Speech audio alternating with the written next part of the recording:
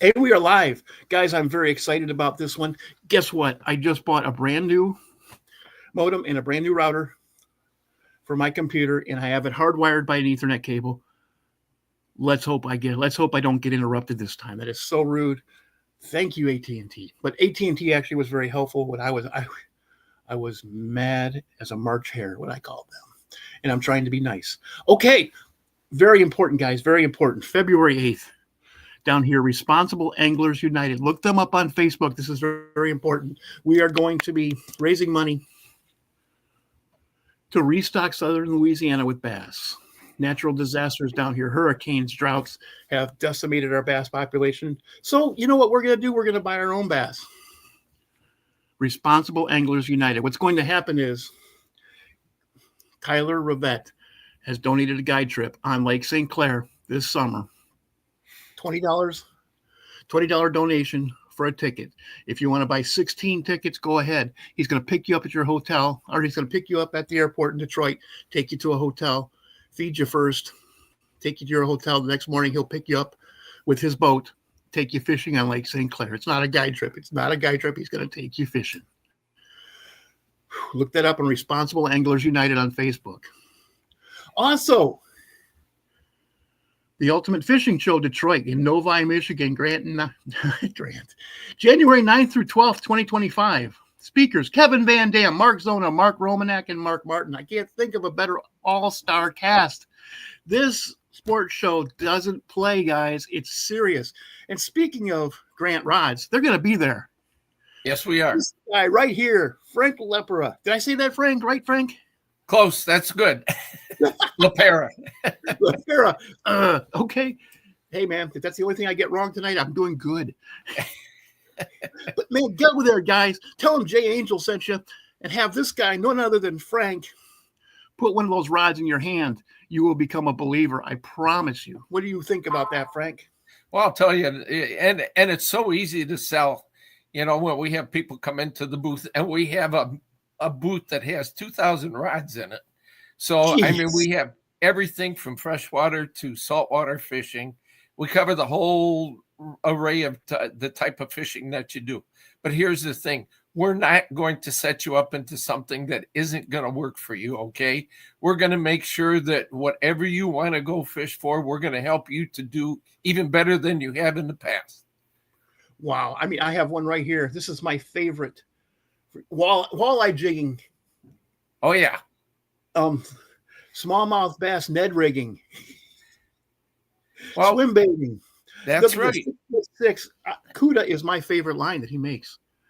It is. And you know, it comes in different lengths and different strengths. It's a 6'6". It's the quality that he puts into the rods. And if you can see on the eye that Jay has there, that's stainless steel.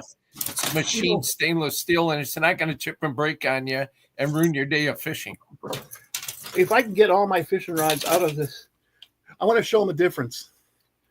This is a Shakespeare that I use for live bait rigging off the side of bridges. I'm not going to put this beautiful rod on the side of a bridge and wait for a redfish to come. But look at the difference in those eyes. That's right. Just night and day. I mean, this is stainless steel, like Frank was saying. Look at that. And you know, it isn't going to have the tendency to chip and break on you and fray your line. And you might have the bass of your lifetime on there, and you're not going to lose it. You know, one thing I like about Grant rods, I have to make a lot of long casts in what I do offshore, in the near shore waters, inshore fishing. With sometimes with an ounce, you know, these things are called popping corks, right? And they have an ounce weight.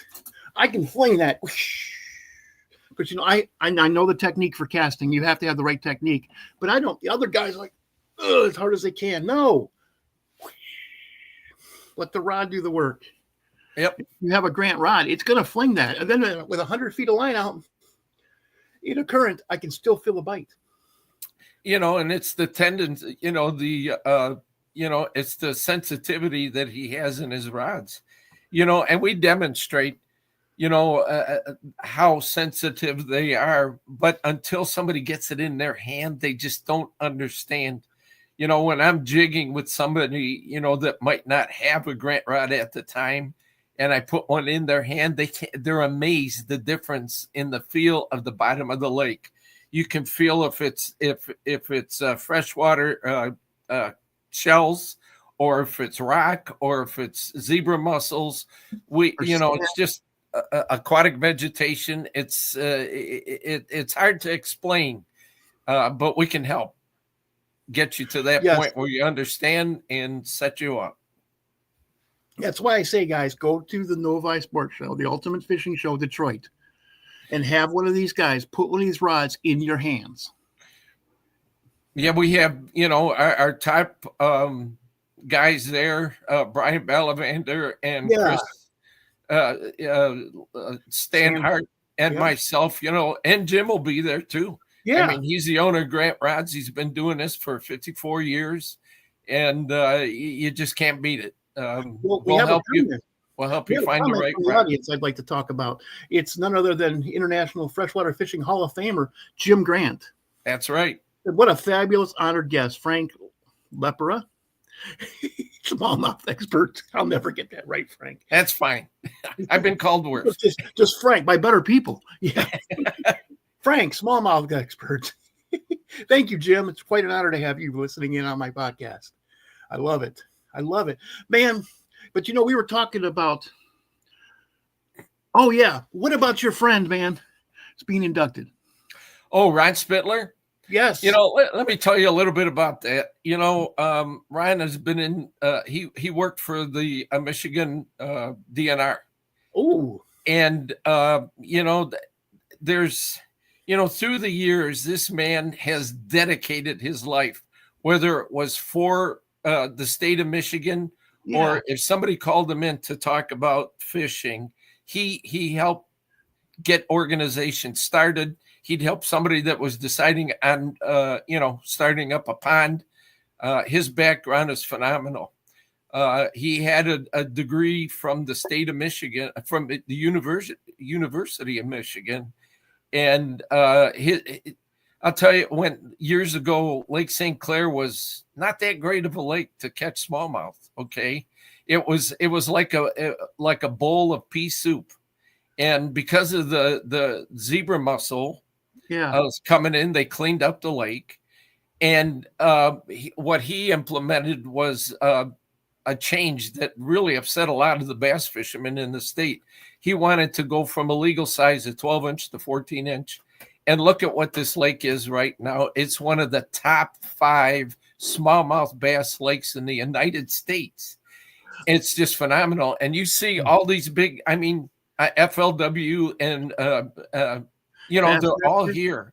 And they fish these tournaments. And you can see they're bringing in 20, 25-pound 5-fish limits into the wave. I can't imagine how good it is. Because I was there in 1989, 1990. I lived right there at Selfridge Air National Guard Base, and we would rent boats all the time and go out in the spring and just smack them. In fact, we didn't have any locators. All we did is we just kept going until we found the edge of a weed line and start casting rattle traps. It was that easy. Yep. And I can't imagine if you say it's so much better than that. I want to fish with you.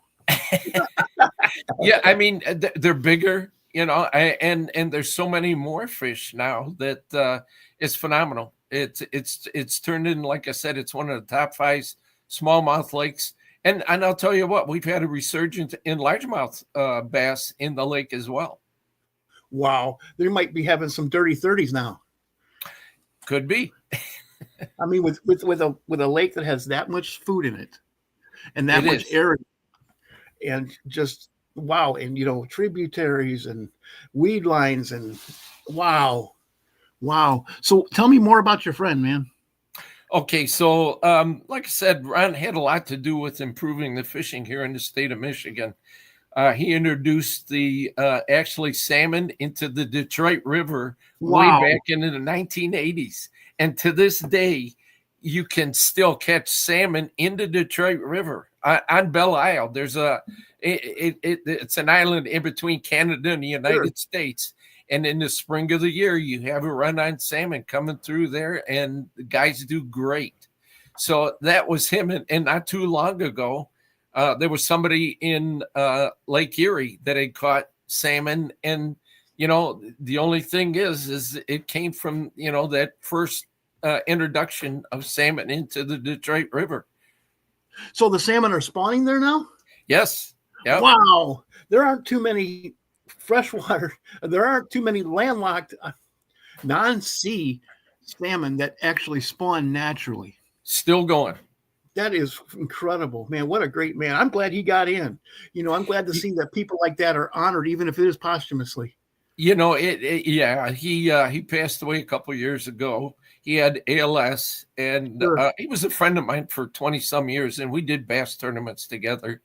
But and our fishing, when we'd go fishing, it was him talking about the things that he was doing for the DNR.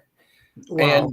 And there was a lot of pushback sometimes from the course. DNR. But you know what? Look at what it turned out to be. I can't tell you the amount of people that come to the state of Michigan to fish Lake St. Clair, to have an opportunity to catch 20 and 25 pounds of smallmouth bass. And I'm just talking about 5. You're going to catch more than 5. You're going to catch 20 or 30 at a day, every day. That is incredible.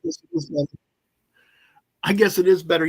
One time when I was in the Air Force, a bunch of guys, I showed them how to catch smallmouth bass, and they went out there by themselves, and I had just gotten home from working a day in the control tower, and I was just getting out of my vehicle, and they said, "Hey man, come here. And they had a cooler full of smallmouth bass. Isn't this cool?" I said, "Well, yeah, that's really cool, but there's one thing wrong." He said, "What?" The season doesn't open for another 2 weeks. Oh gosh. Oh. And also I said, "Dude, why would you want to eat bass? Come here so I can slap you." Right. You're gonna eat some bass so I can slap you. I'm serious, man. No, put your head right here. If you're that dumb, you probably will. Crazy. I tell people, look. Speaking. Yeah, and that's one thing. We have as you can see on the bottom, Cash for Bass. It's an organization that throws some great tournaments. We have about 110 a year, and we hold 110 tournaments a year. Yes, sir. Inland lakes and on Lake St. Clair. Yeah. And Brian Ballavander, he's one of our directors, main director. Well, he's one of the owners actually. And we put on a great series. But here's the thing with Brian. It's so important for us, when you have people bringing the fish into the weigh-in that we take care of the fish. And he's done a tremendous amount of work to keep those fish alive. We're one of the only tournament series that has a recovery tank where he takes care of the fish. He'll fizz them if they need fizzing, and then we put them back into the lake. And our recovery is, we lose less than 1% of the fish in a tournament. And when you think about it, when you're on Lake St. Clair, it's one of the, it can get rough with boat traffic on a weekend. During the week, it's fantastic. It really is. And, some of the fish, they come in from the deep, they'll go into the St. Clair River and they'll catch them 20, 30 feet deep. And so they have an air bladder problem and you might lose them. But, he brings them back to life. He does a great job. That is fantastic, man. So let's talk about how you catch smallmouth bass during the height of the season. Well, there's so many different ways, okay? And to me, the best thing is, what's your strength, okay? What is your favorite thing to do? Because you're going to be the most successful that way. Me, I like using a tube. Sometimes, when the vegetation comes up, I'll go to a wacky worm. But I love drop shotting, okay? And with the Grant rods, the Fiera series Grant rods is one of my favorite rods, along with the Grant Slam. That's an awesome rod for drop shotting. Look what I have right here. There you go. That's a perfect one for that's a dual realis finder shad. Dual realis. I love the way the Japanese make finesse stuff. Well, they got a lot of action in their lures, sure. And that's what you want, know. And then, like the Grant Slam is another good one for a Ned rig. Okay. And, Oh yeah. And that's one of the things that you want to use. Grant Slam with a medium action, 6.5, 7 foot. It gives you the backbone that you need. And yeah. And those are the different techniques that I like using. But drop shotting, when you go out into that 17, 18, and 20 foot depth in Lake St. Clair, that's when you want to drop shot. Are you drop shotting directly beneath the boat? Sometimes I'll do that, but a lot of times I'll cast out and work it back. Okay. The big thing here is a lot of guys, what we like to do is we'll drift, and you'll jig a drop shot rig that way. Same thing with a tube. You'll drag a tube. I call it the St. Clair drag, where you're just dragging along the bottom, and they love it. That's what we did out on Lake Winnebago. Okay. We went out over the rock piles and over the, in between rock piles, and cast it out with a tube and just kind of sit there and work it. Make sure that you're staying out of the weeds. If you feel a weed, you just go like that. And a lot of times you pull it off a weed, you get a bite. Yep. Yeah. And it's a reactionary bite with that, as they see it dart off to the side. It's a great technique. Absolutely. Yeah, we would do that with tubes. Man, wow. It used to be way back when that when tubes hit this, when I was first introduced to tubes by actually Dave Maurice himself, the owner of Venom Lures. He doesn't own them anymore. Actually, Venom went broke after Dave sold it. But I went out fishing in Lake Erie with Dave Maurice, and he introduced me to tubes. And we didn't even get out of the harbor, but I bet you we still caught 24 smallmouth bass apiece. Oh yeah. I mean, we couldn't even get out of the harbor. Every time we tried to peek our head around there, we just see waves. Yeah. It gets that way sometimes, got to watch the weather. And he said, "You want to brave that?" I'm like, "I'm only 26 years old." He goes, "Well, I'm a lot older than that. I don't want to brave it." Been on Saginaw Bay that way, I'll tell you. Oh yeah. Saginaw Bay, man. When I went to work, when I lived at Wordsmith Air Force Base, I fished small creeks that were actually hooked up with Lake Huron. Uh-huh. And we caught smallmouth bass. So just, I was young. I was in the Air Force. I couldn't even afford a camera. In fact, I had a 5-foot ugly stick light with the old 6-pound, the blue Kmart line. Yeah. And I never changed it back then, except when I couldn't cast anymore because I had such a little amount of line on my reel. But I caught freaking smallmouth bass in those little creeks. Good times.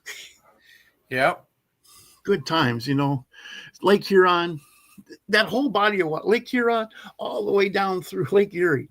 It's just such an incredible fishery, and you get to fish it all the time. What a blessing that is. I'll tell you, to live in the state of Michigan here. And like I said, we get so many anglers from out of state to come and visit us, and they just have a ball. A lot of guys from Kentucky and Illinois and Indiana, they love coming up here to fish. In fact, most of the Bassmaster elite anglers down here, I talk all of them being a podcaster, and they ask me, "You ever fish St. Clair?" Yes. But my favorite body of water for big smallmouths is Green Bay. Green Bay doesn't have as many fish as St. Clair, nowhere near. But man,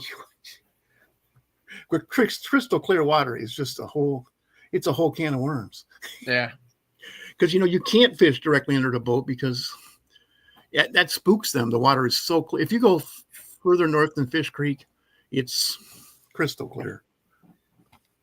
Well, I'll tell you, on the Canadian side on Lake St. Clair, I fished 20 foot deep, and I've caught them right underneath the boat. And wow. It's what they call the garden, and I could see them hit. I could see them hit, seriously. And not using your live scope, you actually saw them with your eyes. I could see them with my eyes. That's how crystal clear it is over there, because it filters through the Indian reservation there, Wapo, and the water in that area. It's called the Garden. It's just phenomenal how clean it is. Okay, we have another comment from none other than Jim Grant, the Hall of Famer again. He said, shout out, Hall of Fame induction of Michigan's own Ron Spittler will be at the Ultimate Fishing Show on January 12th at 1 o'clock at the show place in Novi, Michigan. Thank you very much for bringing that up, Jim. I brought up that he was going to be inducted. I did not bring up when. So that's going to be on January 12th, guys. It's going to be a very special induction. I know that Frank's going to be there. Yes. You're going to be there anyways. Yeah. I was going to bring that up at the end as we go through. But yeah, January, excuse me, I did catch a cold and I apologize. That's okay. January 12th, 1 o'clock. Jim will be there for the induction because he is from the Freshwater Fishing Hall of Fame to honor his family with a plaque. Wow.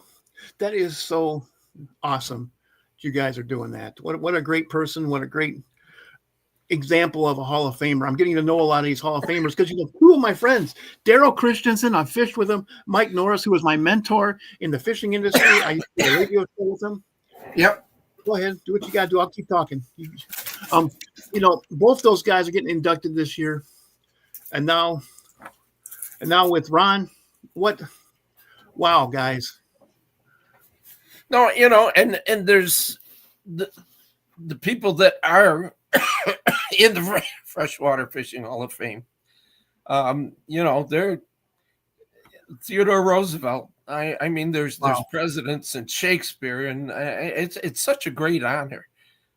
Jim Grant, as a matter of fact, look at what he's done for the fishing industry, not only through his rods, but how he's promoted the Freshwater Fishing Hall of Fame.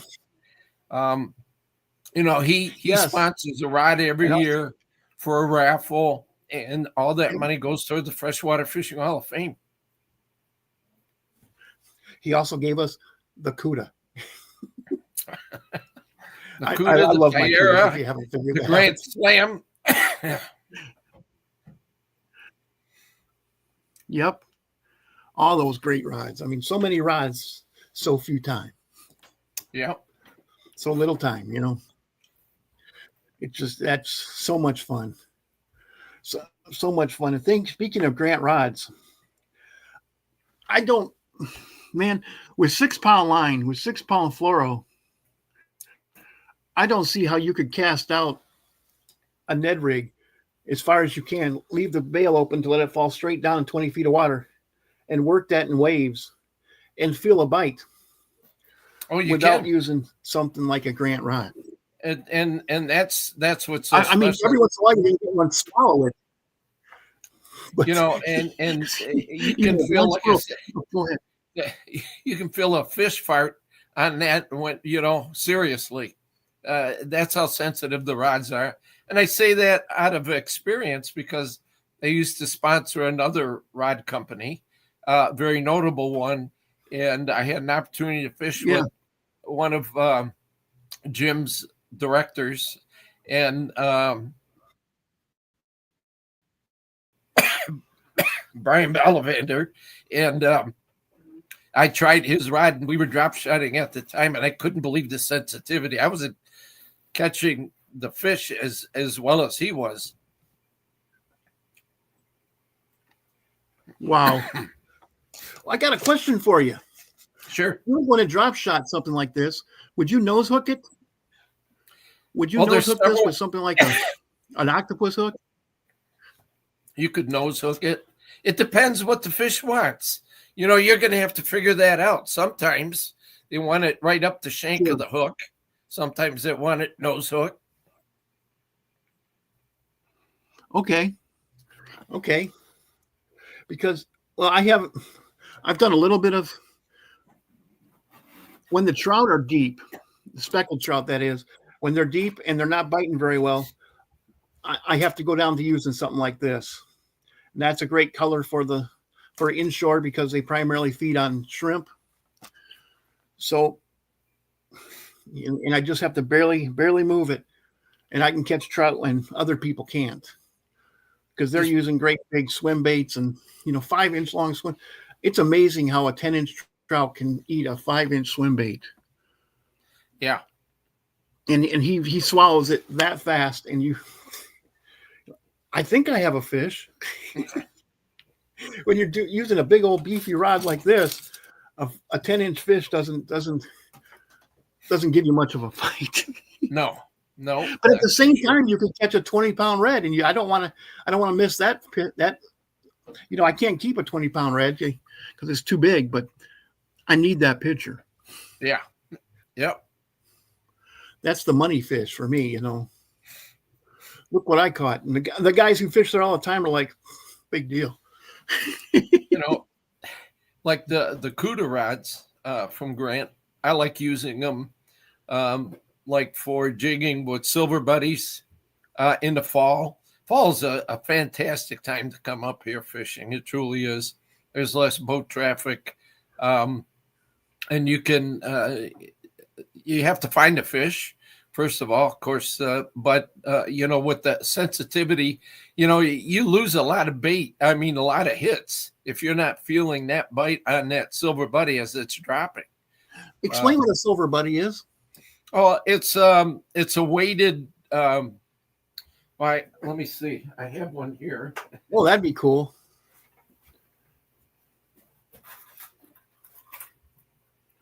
Guys, look at this guy's man cave. You gotta love that. I love that, Frank. Don't tell my wife. Don't tell your wife you have that. She's scared to go in there. Yeah. So anyway, it's a weighted lure, and it's a flat lure, and looks just like this. And you jig that up and down. Also, it's a blade bait. What's that? It's a blade bait. Yeah, blade bait. Yeah, silver buddy blade bait. And it's weighted in the front, and it's a lot of fun, especially like I said in the fall. They really go crazy after that blade bait. Man, can you throw that in Lake St Clair with all those white bass? Yes. Wow. We never used to have as many white bass as we do now. For years, I mean, it was like I was out with Ron, and we were on the south end of the lake, and we caught a white bass, and he caught it. He goes, "Man, I haven't seen a white bass in years." Like he said, like 20, 30 years. And all of a sudden, we're just it's an amazing how many white bass are in the lake. I just remember fishing in the Detroit River back in like 1990 and catching hundreds of them, but those are probably coming from Erie. Right. Yeah, no, I think there's a population in Lake St. Clair now. Okay. Lake St. Clair, I remember catching huge walleyes from the shore, off the shores of Selfridge. Huge. And there was one night when I started casting, and I bet I caught a dozen smallmouth bass. The smallest one was probably 15 inches. And that was from the shore. Yeah. Yeah. On the rocks, in the rocks of Lake St. Clair. I mean, I walked there. It was literally a 3-minute walk from the apartment I had on base. Guys, you want to enter, go to Responsible Anglers United. He's going to be on there. It's going to be right after the Elite Series tournament. So he's already going to have 5 or 6 days on the water. It'll be a trip of a lifetime, I'll tell you. It truly will. For $20, you have a chance at winning that. And you're going to be benefiting the fishing here in southern Louisiana. And we have to show the powers that be that we are willing to take responsibility for our own fishery. That's exactly what happened up here. And look how the fishing's improved here in Michigan. It's just, like I said, people like Ron that have dedicated their whole career. It was a career for him, but it was more than that. He looked out for and he'll be the guy that's being inducted into the Freshwater Fishing Hall of Fame. But he listened to the fishermen. Okay. Yeah. And he was one of the guys that spearheaded from a 10 fish limit for a buddy tournament down to 5. And, you had, it was a lot of guys complain, but the thing is that, you weren't, you had a better success rate as far as, fish, bringing them back in good shape. Rather than 10 jamming in your live well, you only have 5, right? Those fish are being sloshed around your live well in even in 2-foot waves.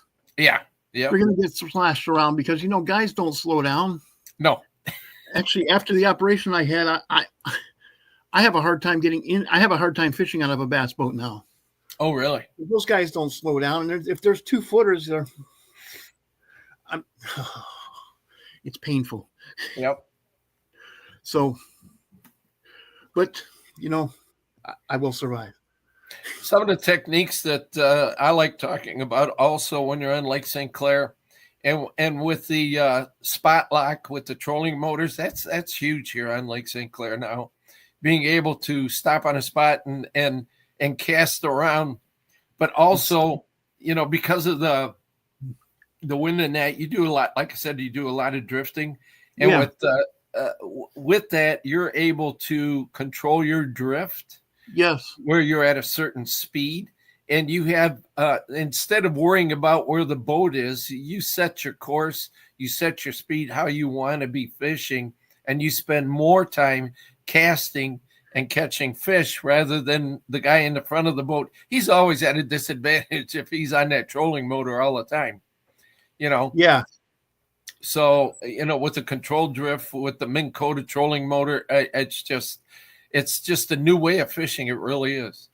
That would be so nice to get out of the front of the boat when the waves are rocking. Mm-hmm. That was just so dangerous to be up there on that trolling motor, particularly the old trolling motors, where if you turned them, if you had any kind of speed at all, it was going to jerk you over there. Yeah, throw you out. The boat goes this way and you go that way. Yeah. Yep.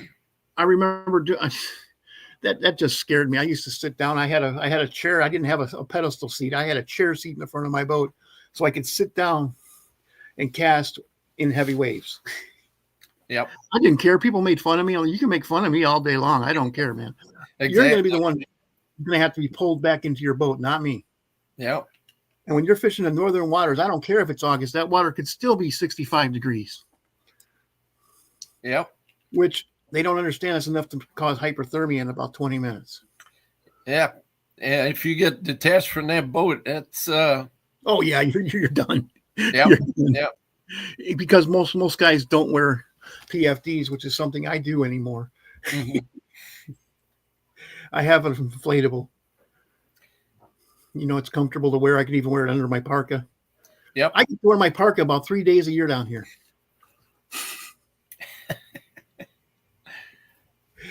And I'm liking it, though.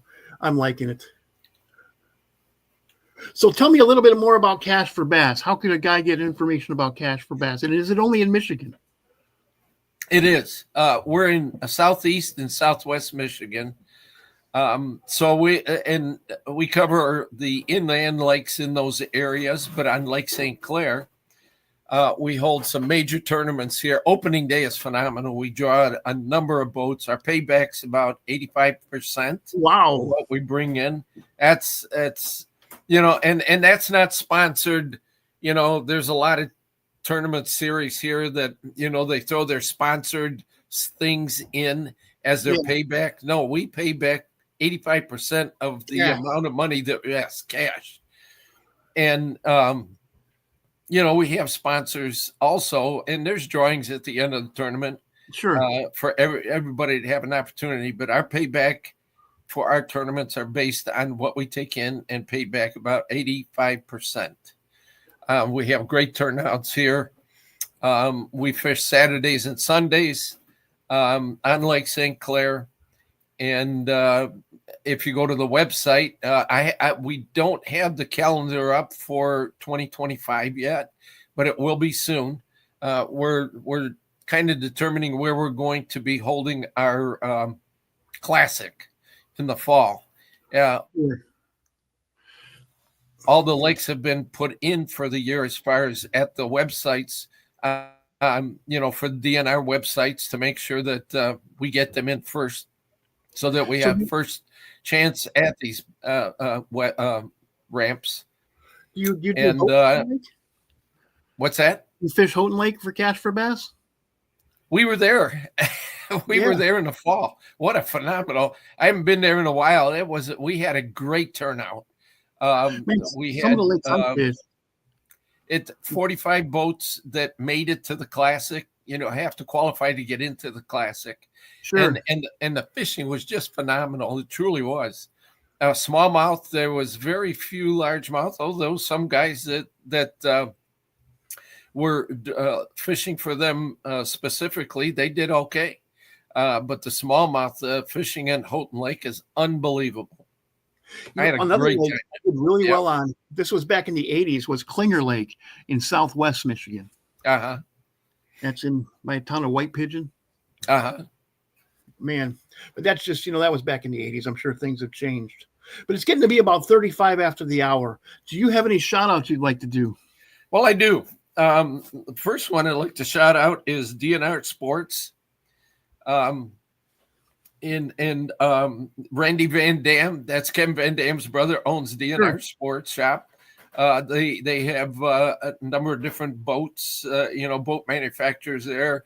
I use a Triton, and they sell the Triton boats. I want to tell you how helpful they were. I was going out to a tournament on a Sunday morning, 3:00 in the morning, and somebody crossed the line, into my lane, and I missed the head on, but they hit the side of the boat in the trailer, and they were very helpful. DNR Sports helped me get me back on the road by getting me a new trailer. I had to buy a new trailer.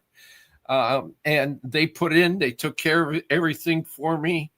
Miles Hanley is a guy. If you want to buy a nice boat, see Miles Hanley. He'll help you out, new or used. But great place, truly is. And their tackle shop is phenomenal there as well. So if you're in Michigan in the Kalamazoo area, please stop in, and they have a great selection of baits. River Rock Baits, it's a guy out of Virginia that makes tubes for me. Does a great job. And he actually, that was one of the tubes that helped Terry and I on Houghton Lake. I had the right tube, and we did a bang up job with his tubes on Houghton Lake. Hummingbird Electrics, can't say enough for them. I have great success with the equipment. I mean, bar none, it's probably the best out there. Minn Kota, the Ultrex super trolling motor. Like I said, spot lock, whether you're on Lake St Clair or inland lakes, you can't beat it. It's the best. And then Cash for Bass. Like I said, we take care of our fish, whether it's inland lakes or Lake St. Clair. The most important thing to us, and Brian Ballivander's the head of that. Okay. To make sure that the recovery on these fish, before anybody sends them back into the lake, he takes care of them, make sure that they're ready to go before we put them back into the lake. Okay. Man, Frank, I want to do a shout out to you. Thank you so much for coming on the show, despite your cold. I know that you're having a hard time talking. That's just dedication, man. Thank you very much. Also, I want to thank, Hall of Famer Jim Grant. Oh, yeah, absolutely. I wouldn't, there's a rod that I wouldn't use. Grant rods are the best. They truly are, for sensitivity, lifetime warranty, made in the United States. You can't beat it. You just can't. No, you can't beat it. And also, you can talk to Jim Grant. You can't talk to the owner of Daiwa. I've tried. I don't have anything against Daiwa. They make some darn good reels. But I like the personalized thing that, you can talk to Jim Grant. In fact, you can joke around with him. He's a great guy. Yeah, we also have Fluger reels in our booth too. Okay. Some great spinning reels there. And we can hook you up to have a combo so they get the right balance in that rod too, selling the Shakespeare reels. Oh, yeah. I'm Fluger. I'm sorry, Fluger. Sorry, Jim. I mean, balance. Yep. That's balance. Yep. Of course, that's a Stratic, but I like my Stratics. I like them. Yeah, Pfluger's a great reel. I've had, a number of them and love them. Yeah. But yeah, that's another thing, guys. I could do I could talk about that for hours. And if you ever go onto my TikTok live, you'll see I can talk about reels and rods for hours. And the way you have to balance them, don't spend hundreds of dollars on a rod, then put a freaking cheap reel on it. That's right. Don't spend hundreds of dollars on a rod reel combo, then put cheap line on it. Get the right line. Yep. We can help anybody that comes out, if you're first starting out, just fishing, we can help you, set you up with the rod, the reel, the line, tell you what kind of line to buy. We don't sell the line at the booth, but I'm sure the sports are that big you can't buy it. I'm sure. Yeah. So there's somebody there who'll take your money to sell you some good line. Because nowadays I use braid, but then I have a fluorocarbon later. Yes, I do the same thing. Because with braid, man, you can cast a country mile with braid. Yep. Country mile, and also you have zebra mussels. I have oysters. Right. It's the same thing. They're just there to cut your line up, guys. Oh yeah, I have freshwater clams too. Freshwater, man, you guys have a good ecosystem. If you have freshwater, you do have clean water up there. Yes. Yep. Freshwater clams. Yeah. Wow. Those used to be, when you and I were growing up, those were like in mountain streams. Yeah. Where the water comes straight out of the ground. Yeah. That's, you find that, you'll find smallmouth around those shell beds. Yes. Same thing. Fish are fish, man, because saltwater, I'm finding the same thing. You find the clam bed, or not the clam beds. Jeez.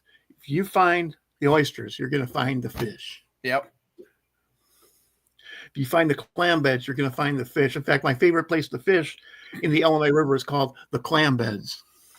and you can feel them. Back then, I used G. Loomis because I didn't know Jim Grant, but I'm much happier now. And that is no cut on G. Loomis. It's just saying that Grant is better. And you know what? You get what you pay for. That's how I was raised by my father. You get what you pay for. If you want to buy junk, you're going to have junk and you'll be buying again. You buy a rod for $100 and you break it, you're not going to have a lifetime warranty.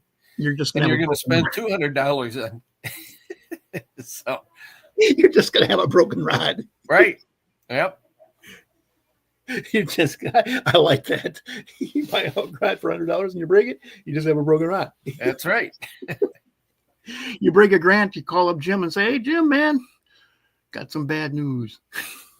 Very rare. As far as people bringing back rods, there's always an accident, Yeah. And he honors his warranty. Yeah, I had an accident once. It happens. It happens. I don't break rods anywhere near like I used to when I was young. I'm just not I don't set the hook as hard. Now, well, with specs, it's like, fishing for crappies. That's all you have to do is set the hook because they have a real soft mouth. Yeah. But then once in a while you screw up and it was actually a red and their mouths are made out of freaking boot leather. Worse than catfish or carp. Yeah. Yep. And if you don't have a pair of pliers, just cut the line. Flay the fish. Flay the fish and throw it. Yeah. Cut the line. Yeah, that's good. Hey guys, Happy New Year. Thank you so much. I'd like to say it again. Responsible Anglers United. Win you that. Guys, win you that guide trip. And then when you go on it, when Tyler comes and picks you up, say, "Jay Angel sent me." But you will not be let down. I promise you. Lake St. Clair, even on a bad day, you're going to catch smallmouth bass. I'm sure on the worst days, there are days when even some guys can't catch fish no matter what. I can't catch fish no matter what. And I got 50 years in. It happens sometimes, right? Yeah. Gary Bourne, thank you for checking in, guys. Thank you. I appreciate you. But man, and thank you Frank, you did a great job. I love talking to you. Ah, my pleasure. Man, I wish I had a better voice. Everybody's tuning in. Man, with what you have, you did a good job, man. Thank you. I appreciate you. And man, guys, let's hope 2025. I wish you all the fishing success in the world. I really do. I love it when you guys text me and tell me a fish you caught. Send me pictures. I love looking at pictures of fish. I take pictures of fish every chance I get. Almost every fish I catch, I take pictures, unless it's a little, 6-inch. Or the bass I catch, I told you there's almost no bass left down here. That's why I fell in love with saltwater fishing. But we're doing something about that, guys. Responsible Anglers United is going to take 100% of those funds and use it for buying 8 to 10-inch long fish. And that's why Tyler Rivette, who is a lifetime resident of Southern Louisiana, that's why he's donating that. That's why all the people from Responsible Anglers United, which I am included among them, that's why we're doing that. So look us up, guys. Look up grantrods.com. If you live up north, anywhere near to Michigan, Cash for Bass. These guys are nice. I know a lot of you guys. And I know that if you came to Frank, can you help me out? This is the first time I've ever been on this. He's going to look at you weird, but then he's probably going to give you a community spot. I can do that. You're coming to a tournament. You've never fished this late before. I've done that. I'm sorry. I really have. Just shown up cold. Never been on the water before. It's dark. And I have a map. Oh, yeah, we can point you in the right direction. The good old days, huh? Yeah. That's how we used to do it back then, before electronics. Yes, sir.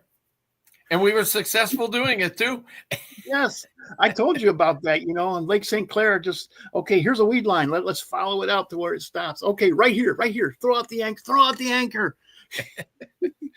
That's your spot lock back then. Try to anchor in 3-footers. Yeah. Oh, that was some good times, man. We didn't even care. Of course, we didn't know any better.